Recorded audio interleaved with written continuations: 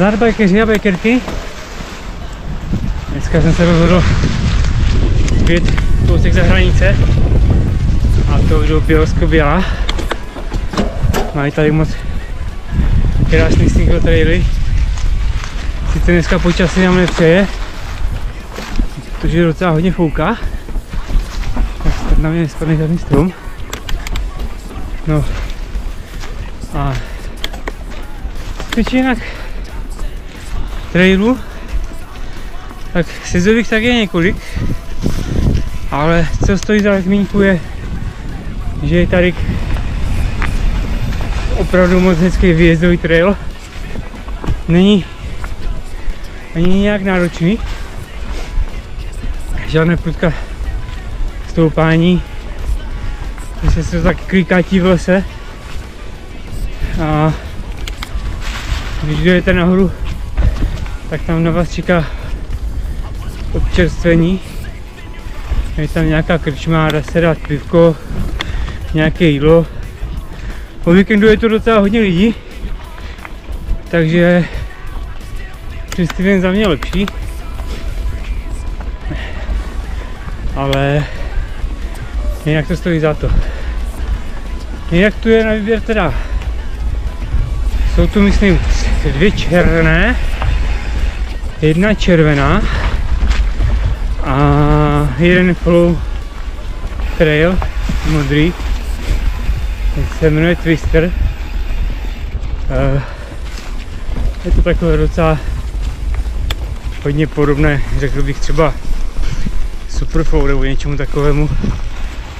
To dát víc vyhlazené, nebo možná modrá na DMku, ale ne zase tak udržovaná.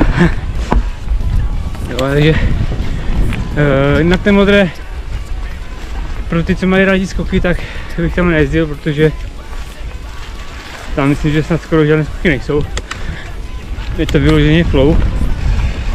Takže klopenky, boule, no, když si chcete poskočit, tak jako určitě se dá nějakou tu bouli, ale není to žádná airline. Jinak je tu i lanovka, ta je na vedlejším kopci, ale areály jsou spojené, takže když člověk jede na lanovku nahoru, tak si může dát prodlouženého twistera, anebo potom hodně pěkných černých a červených trailů je právě od té lanovky, ale když chcete zpátky do areálu toho single trailu, tak musíte přijet. Tak jo, jdeme nahoru a uvidíme, co nás tam čeká.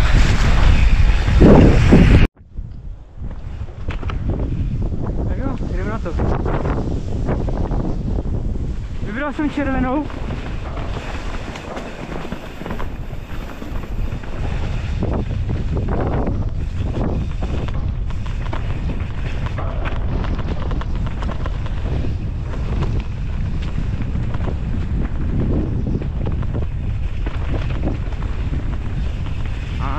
Snížku.